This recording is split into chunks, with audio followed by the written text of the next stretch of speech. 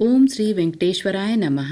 भगवान श्री वेंकटेश्वर स्वामी के व्रत को दो तरह से किया जा सकता है। एक पूरे विधि विधान से व्रत करके पाठ करके उद्यापन कर सकते हैं। उसकी पूरी पद्धति मैंने ऑलरेडी वीडियो में बताई है, लिंक आपको डिस्क्रिप्शन बॉक्स में मिल जाएगा। दूसरे पद्धति में आप भगवान श्री वेंकटेश्वर स्वामी के 5 व्रत कथाओं का श्रवण कर सकते हैं या पाठ कर सकते हैं। उससे भी आपको चमत्कारी फल मिलता है और भगवान श्री वेंकटेश्वर स्वामी का आशीर्वाद मिलता है। इस वीडियो में भगवान श्री वेंकटेश्वर स्वामी के प्रिय भक्त मिस्टर TVR के मूर्ति, जिनकी एक प्रसिद्ध पुस्तक है व्रत कथाओं की, जिसका नाम है श्री वेंकटेश्वर स्वामी व्रत कल्पम, उस पुस्तक से ये 5 कथाएं हैं। इन कथाओं को कैसे पढ़ सकते हैं, क्या पद्धति होती है, पहली कथा यानी पहले अध्याय में पूरे विस्तार से आपको मिल जाएगा। इस पुस्तक के लिए अगर आपको लिंक चाहिए तो गूगल में मिल जाएगा। इंग्लिश में, हिंदी में, तेलुगु में, बहुत सारे अन्य भाषाओं में भी अनुवाद आपको मिल जाएगा। अगर आपके पास समय नहीं है तो इस वीडियो में जो कथाएं हमने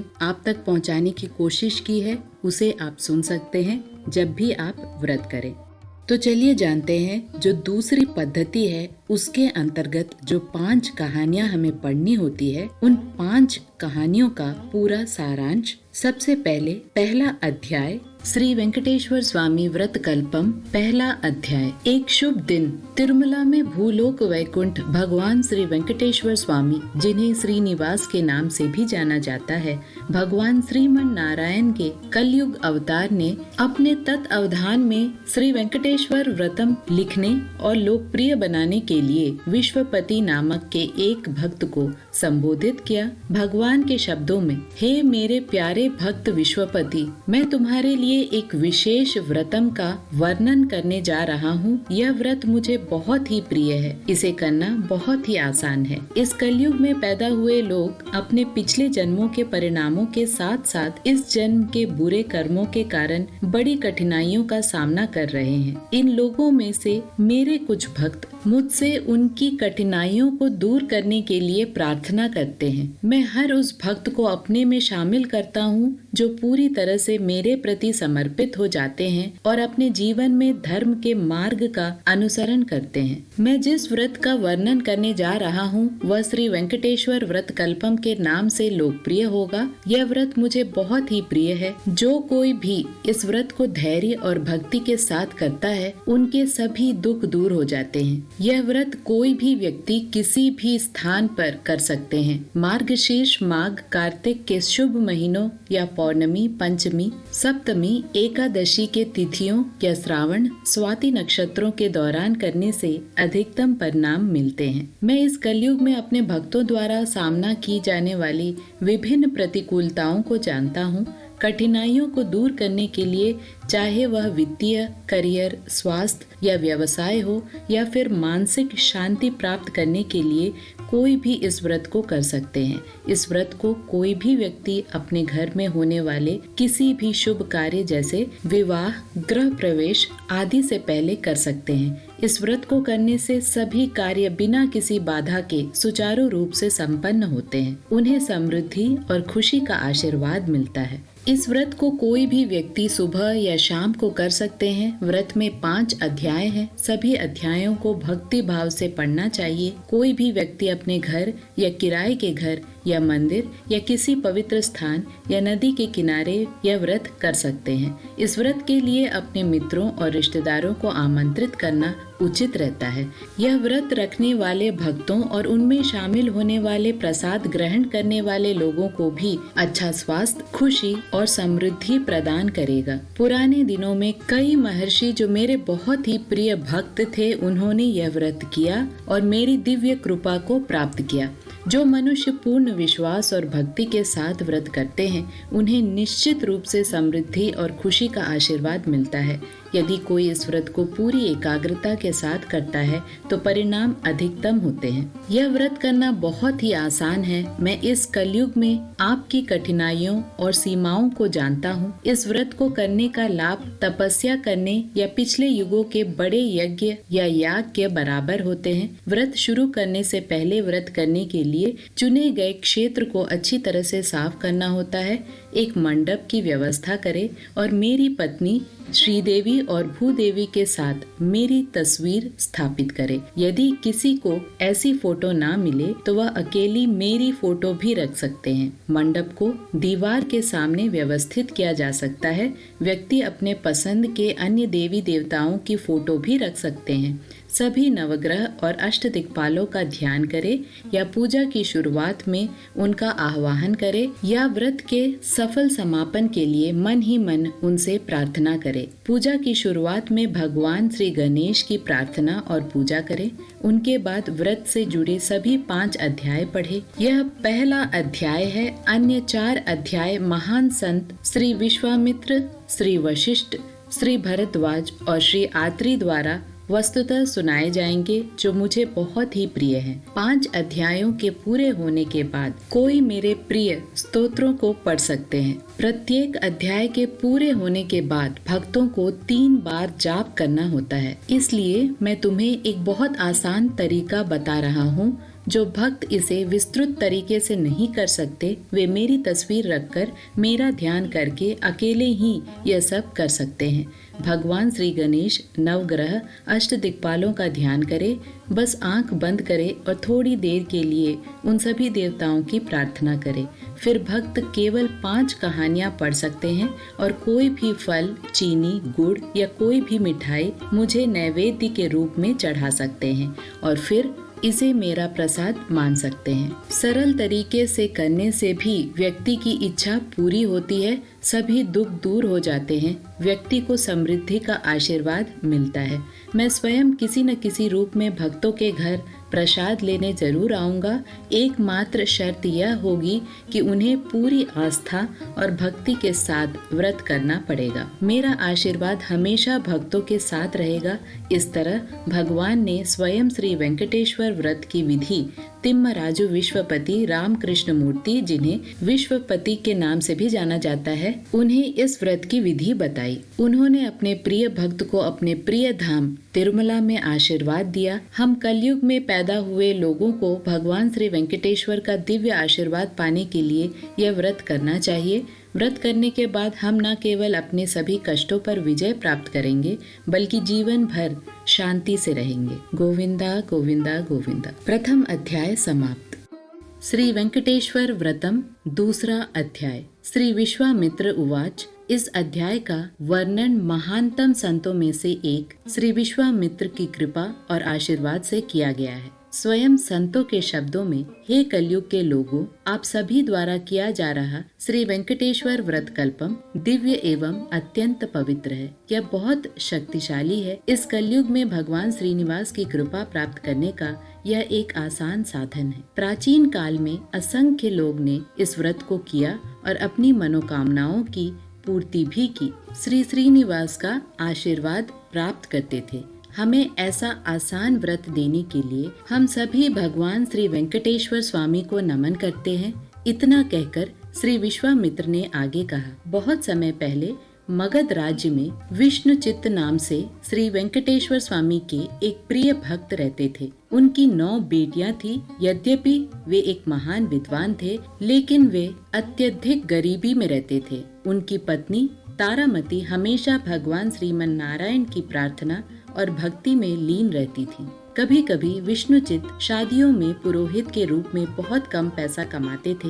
सभी बेटियों की विवाह योग्य उम्र भी हो चली थी। उनकी माँ तारामती हमेशा उनकी शादी को लेकर चिंतित रहती थी। हालांकि वह भगवान श्रीनिवास की प्रार्थना करती रही और दिन बीतते गए। हे श्रीनिवास के भक्तों, जैसा ही हम सभी जानते हैं कि भगवान श्रीनिवास हमेशा अपने उन भक्तों की रक्षा करते हैं जो उनके प्रति समर्पित हो जाते हैं। माघ पौर्णिमा के शुभ दिन सुबह सुबह एक वृद्ध ब्राह्मण ने विष्णुचित्त के घर का दरवाजा खटखटाया। उसने कहा, हे ब्राह्मण, मैं वंगा देश से आया हूँ। मैं एक अलग शहर में एक यज्ञ में भाग लेने जा रहा हूँ और संयोग से मगध में आ गया हूँ। क्या आप कृपा मुझे रात के लिए अपने घर पर ठहरने की अनुमति दे सकते हैं? मैं सुबह जल्दी निकल जाऊंगा। विष्णुचित्त ने वृद्ध ब्राह्मण की इच्छा को सहर्ष स्वीकार कर लिया और कहा, स्वामी मैं बहुत भाग्यशाली हूँ। पुराणों के अनुसार अतिथि को भगवान श्रीमन नारायण के रूप में माना जाता है। कृपा बिना किसी संकोच के हमारे घर पर रहे।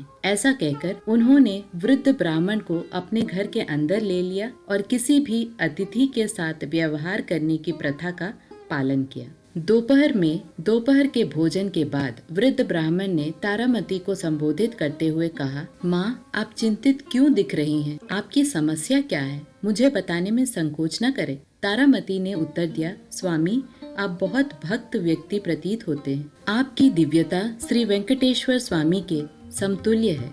मुझे संकोच क्यों करना चाहिए? मैं अपनी बेटियों के विवाह के बारे में चिंतित हूँ। वृद्ध ब्राह्मण ने मुस्कुराते हुए कहा, माता मैं आपकी पीड़ा समझता हूँ। मैं आपको एक चमत्कारी व्रत के बारे में बताता हूँ जो आपकी सभी समस्याओं को दूर करने में आपकी सहायता करेगा। जैसे ही आप व्रत करेंगे आपकी सभी परेशानियाँ दूर हो जाएंगी। श्री वेंकटेश्वर व्रत करना इतना आसान है। ऐसा कहकर उन्होंने दंपति को विधि समझाई। विष्णु चित्त ने उत्साह से ये कहा, स्वामी मैं बहुत खुश हूँ। हम और क्या आशीर्वाद मांग सकते हैं? हमें और समय का इंतजार क्यों करना चाहिए? एक कहावत है कि सभी अच्छे कामों को जल्द से जल्द कर लेना चाहिए। आज माघ पूर्णिमा है, बहुत शुभ दिन है। हम आज ही श्री वेंकटेश्वर स्वामी व्रतम करेंगे जिसके बारे में आपने बताया था। विष्णुचित्त और तारामती ने अपनी बेटियों के साथ मिलकर सारी व्यवस्था की और अपने सभी परिजनों को आमंत्रित किया और शाम को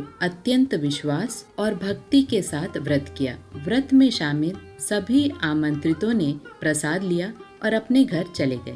विष्णुचित्त और तारामती ने वृद्ध ब्राह्मण के चरणों में प्रणाम किया, उनका आशीर्वाद मांगा। वृद्ध ब्राह्मण ने भी तीर्थ और प्रसाद लिया और उन्हें आशीर्वाद देते हुए कहा, सभी इच्छाएं पूरी हो। भगवान श्रीनिवास और देवी लक्ष्मी आपको आशीर्वाद दे। चूँकि रात का समय था और सोने का समय था, विष्णुचित्त ने दुखी होकर एक फटा हुआ पुराना कंबल वृद्ध ब्राह्मण को दिया और विनती की, स्वामी चूँकि मैं एक गरीब आदमी हूँ, मैं आपको इससे बेहतर कंबल नहीं दे सकता। कृपा मुझे क्षमा करे और रात के लिए इसी कंबल में काम चलाएं। ब्राह्मण मुस्कुराया और विष्णुचित्त से चिंता ना करने को कहा। भोर होने से ठीक पहले आधी रात के बाद गरज और बिजली के साथ भारी बारिश हुई। चारों ओर घना अंधेरा था और कुछ भी दिखाई नहीं दे रहा था। विष्णुचित्त बूढ़े ब्राह्मण की हालत को लेकर चिंतित थे, लेकिन वह असहाय थे क्योंकि घना अंधेरा था और उन्हें कुछ भी दिखाई नहीं दे रहा था। वह और उनका परिवार उत्सुकता से भोर होने का इंतजार कर रहे थे। सुबह तक भारी बारिश बंद हो गई और हल्की बारिश होने लगी। परिवार बूढ़े ब्राह्मण की हालत देखने के लिए बाहर भागा, लेकिन उन्हें आश्चर्य हुआ, वहाँ बूढ़ा ब्राह्मण नहीं दिखाई दिया। फटे हुए कंबल की जगह मुस्कुराते हुए भगवान श्री वेंकटेश्वर स्वामी की मूर्ति के साथ एक पीले रेशमी वस्त्र था। तब दंपत्ति को समझ में आया कि यह कोई और नहीं बल्कि स्वयं भगवान थे जो ब्राह्मण के वेश में आए थे। उन्होंने सोचा, यह वास्तव में हमारा सौभाग्य था, लेकिन हम उन्हें पहचान नहीं पाए। हमने भगवान को फटा हुआ कंबल चढ़ाया। इन सभी विचारों के साथ वे खुशी खुशी भगवान की मूर्ति को घर के अंदर ले आए।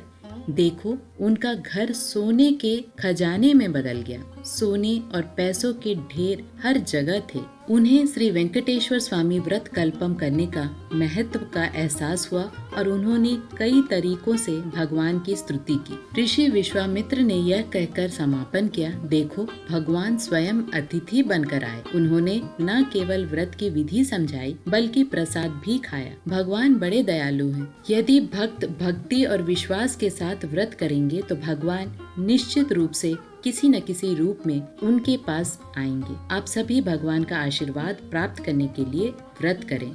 श्री लक्ष्मी श्रीनिवास कटाक्ष सिद्धिरस्तु। गोविंदा गोविंदा गोविंदा। श्री वेंकटेश्वर व्रतम तीसरा अध्याय। श्री नारायण के आशीर्वाद से महान संत श्री वशिष्ठ महामुनि ने वस्तुतः तीसरे अध्याय की प्रेरणा दी। उनके शब्दों में, हे कलयुग के लोगों, श्रीनिवास के प्रिय भक्तों, तिरुमला के श्री वेंकटेश्वर स्वामी कोई और नहीं बल्कि वैकुंठ के श्रीमन नारायण हैं। भगवान अपने सभी भक्तों को उनके जीवन की कठिनाइयों को दूर करने में मदद करने के लिए भगवान श्रीनिवास के रूप में तिरुमला पहाड़ियों पर अवतरित हुए। श्री वेंकटेश्वर व्रत कल्पम करना भगवान की कृपा प्राप्त करने का सबसे आसान साधन है। जो लोग विश्वास और भक्ति के साथ यह व्रत करते हैं उन्हें प्रचुर धन और समृद्धि का आशीर्वाद मिलता है। बहुत पहले अवंती राज्य में भाग्य नगरम नाम का एक शहर था। जैसा कि नाम से पता चलता है, शहर के अधिकांश लोग अमीर व्यापारी थे और अपने धन पर बहुत घमंड करते थे। अपने अहंकार के कारण वे वंचित और गरीबों को नीची निगाह से देखते थे। वे हमेशा सोचते थे कि उनके धन के कारण वे सर्वोच्च हैं। नगर के पूर्वी गली में स्थित श्री लक्ष्मी नारायण के मंदिर में किसी ने दिया तक नहीं जलाया। उस दिन प्रथम एकादशी थी। बहुत शुभ दिन था। धनी लोग आनंद मनाने में व्यस्त थे। नगर में किसी ने मंदिर में पूजा करने की बात नहीं सोची। शाम को अचानक काले बादलों के साथ मूसलाधार वर्षा होने लगी। व्यापारियों के घर पानी से भर गए। चारों ओर अंधेरा छा गया और अगली सुबह तक नगर पानी में डूब गया। सभी घर और दुकानें बह गई। लोगों ने अपना सब कुछ खो दिया। यह अचानक आपदा क्यों आई? किसी को भी इस तरह की तबाही का कारण समझ में नहीं आया। और फिर उन्होंने एक बहुत ही अजीब बात देखी। नगर के बाहरी इलाके में सभी झोपड़ियां बरकरार थी। वे हैरान थे और उन्हें अपनी आंखों पर विश्वास नहीं हो रहा था। कैसे झोपड़ियां तूफान से बच गई? जब वे हैरान खड़े थे तभी बिजली चमकी।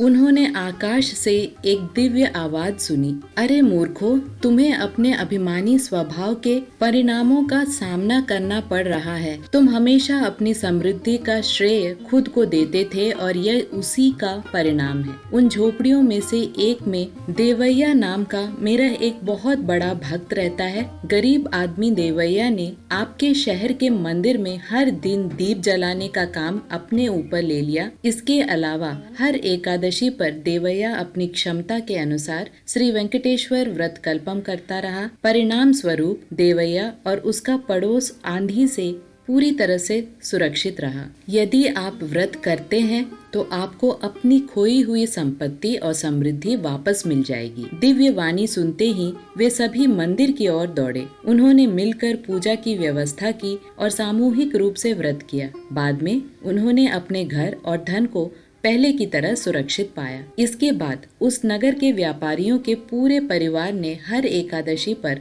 धार्मिक रूप से श्री वेंकटेश्वर व्रत किया। वे अपने जीवन के बाकी समय खुशी से रहते रहे और अंत में मोक्ष को प्राप्त किया। इस प्रकार श्री वशिष्ठ मुनि ने तीसरे अध्याय को पूरा किया। गोविंदा गोविंदा गोविंदा। तीसरा अध्याय समाप्त।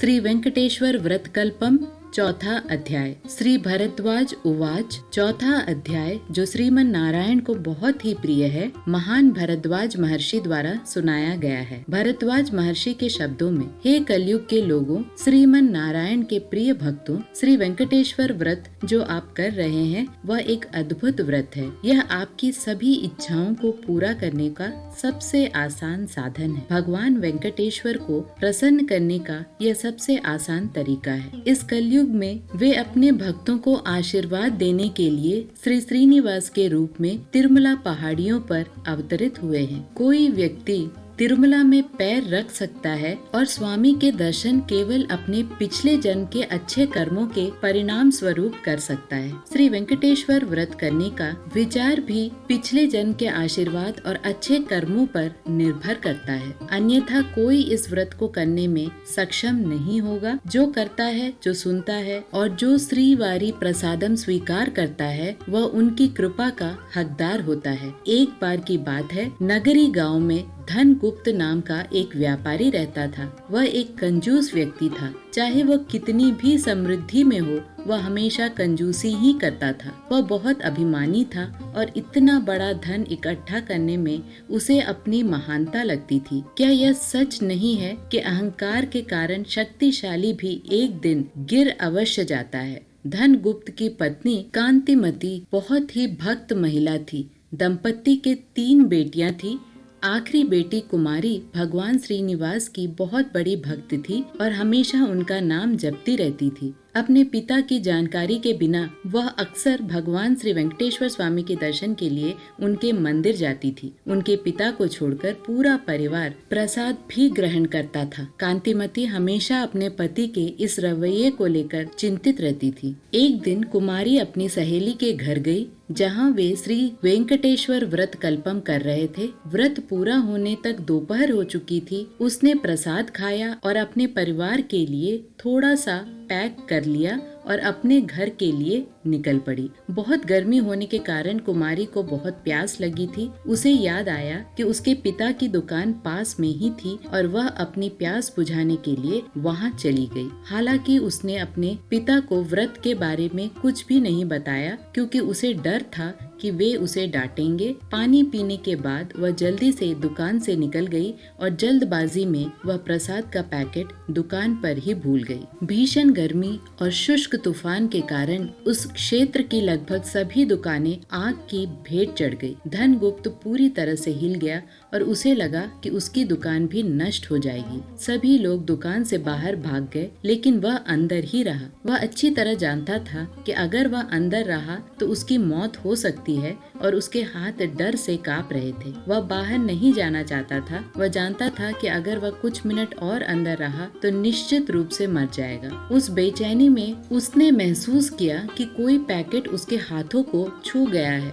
बिना कुछ सोचे उसने पैकेट के अंदर की सामग्री अपने मुंह में डाल ली और उसका स्वाद मीठा लगा। कुछ ही देर बाद वह शांत और निश्चिंत हो गया। उसी क्षण एक चमत्कार हुआ। आग बगल की धनगुप्त की दुकान पर रुक गई। उसकी दुकान पर एक छोटी सी चिंगारी भी नहीं गिरी। वह पूरी तरह से चकित और हतप्रभ था। उसने सोचा, क्या आश्चर्य है, क्या अविश्वसनीय बात है, यह कैसे हुआ। बाजार में आग लगने की बात फैल गई और कुछ ही समय में धनगुप्त का पूरा परिवार डर के मारे घटना स्थल की ओर दौड़ पड़ा। श्री वेंकटेश्वर से प्रार्थना करते हुए वे दुकान पर पहुंचे। वे यह देखकर बहुत आश्चर्यचकित हो गए कि आग उनकी दुकान तक पहुंचने से ठीक पहले ही रुक गई थी और उसने बाकी सभी दुकानों को जलाकर राख कर दिया था। तब कुमारी को प्रसाद के पैकेट की याद आई। धनगुप्त को एहसास हुआ कि उसने चिंता में जो खाया था वह कुछ और नहीं बल्कि भगवान का प्रसाद ही था।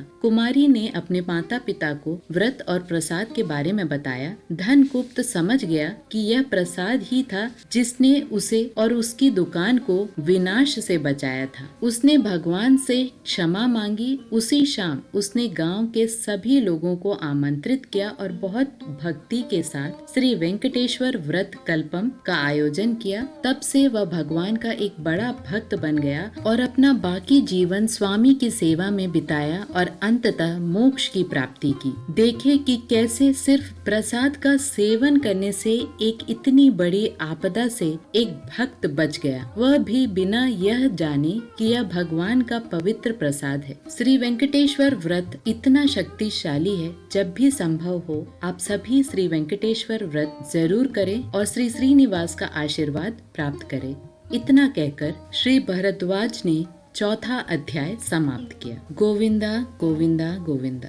श्री वेंकटेश्वर व्रतकल्पम 5वां अध्याय। श्री आत्रि उवाच। तिरुमला तिरुपति भूलोक वैकुंठ है। पुराणों के अनुसार ऐसा कोई क्षेत्र नहीं है जो तिरुमला जितना पवित्र हो। श्री वेंकटेश्वर स्वामी के बराबर कोई अन्य सर्वोच्च शक्ति ना तो अतीत में थी और ना ही भविष्य में होगी। वे उन सभी भक्तों का ध्यान रखते हैं जो पूरी तरह से उनके सामने आत्मसमर्पण करते हैं और हर दिन उनसे प्रार्थना करते हैं और जो धार्मिकता के मार्ग पर चलते हैं। श्री वेंकटेश्वर व्रत कल्पम ऐसे महान भगवान की कृपा पाने का एक आसान साधन है। महान महर्षि श्री आत्रि ने इस अद्भुत व्रतम के 5वें अध्याय का वर्णन इस प्रकार किया है। हे श्रीनिवास के प्रिय भक्तों, आप भाग्यशाली हैं कि आपने कलयुग में जन्म लिया है। कृत, त्रेता और द्वापर युग के लोगों को भगवान श्रीमन नारायण की कृपा पाने के लिए कठोर तपस्या करनी पड़ती थी और कठोर जीवन जीना पड़ता था।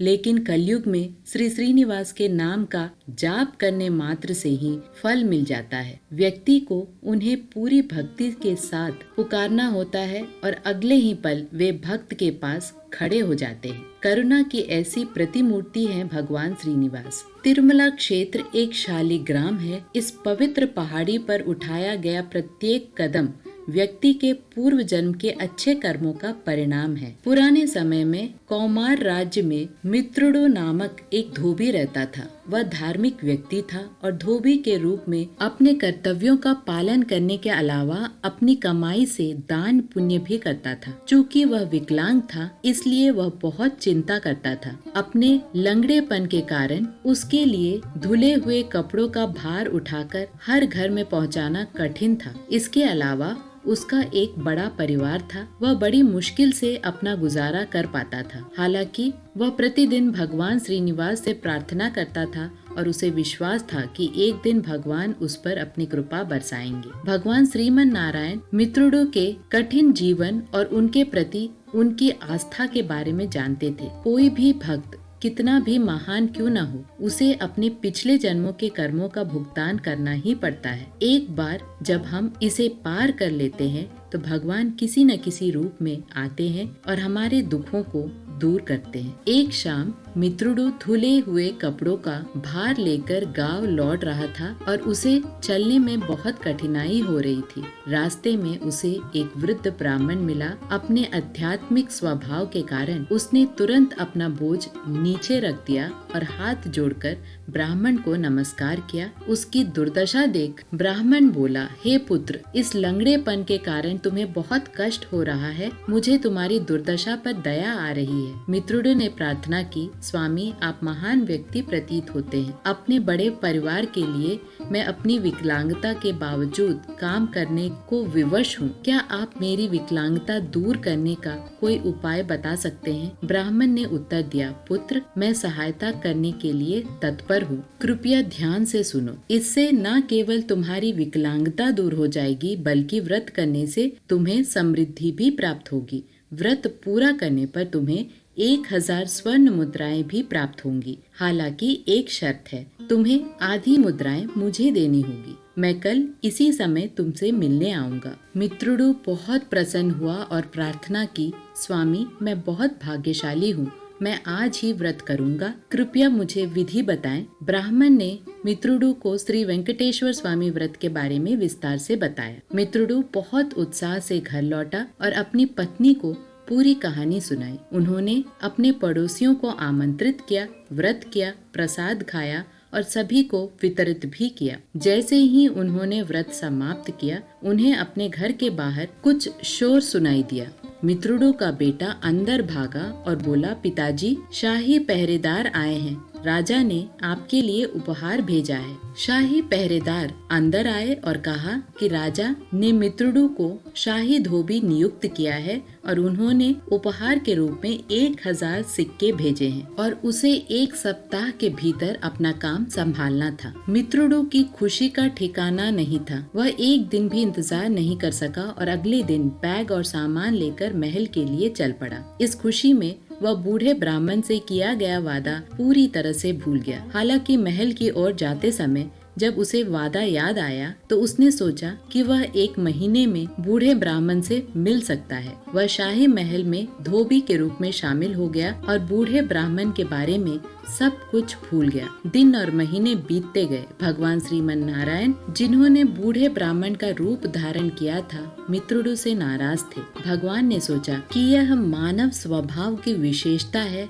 और उसे सबक सिखाना चाहते थे। परिणाम स्वरूप अगले दिन रानी के आभूषण खो गए और मित्रुडो पर चोर होने का आरोप लगाया गया। मित्रुडो को कैद कर लिया गया और सलाखों के पीछे डाल दिया गया। जेल के प्रहरियों ने उसे तरह तरह से प्रताड़ित किया। मित्रुडो इस घटना से बहुत परेशान था। तब श्रीनिवास ने उसके स्वप्न में आकर बताया कि वे स्वयं उस वृद्ध ब्राह्मण के रूप में आए हैं और मित्रुडो द्वारा वचन न निभाने के कारण उसे यह कष्ट भोगना पड़ रहा है। तुरंत मित्रुडो ने प्रार्थना की, स्वामी, मैं पापी हूँ। मैंने आपका अपमान किया है। कृपया मुझे क्षमा करें। अब मैं प्रति माह व्रत किया करूँगा। अपनी मृत्यु तक मैं अपनी आधी कमाई आपको अर्पित किया करूँगा। दयालु भगवान प्रसन्न हुए और तुरंत उसे क्षमा कर दिया। भगवान की कृपा से रानी के आभूषण अन्यत्र मिल गए। राजा को एहसास हुआ कि मित्रुडो निर्दोष है और इसलिए उन्होंने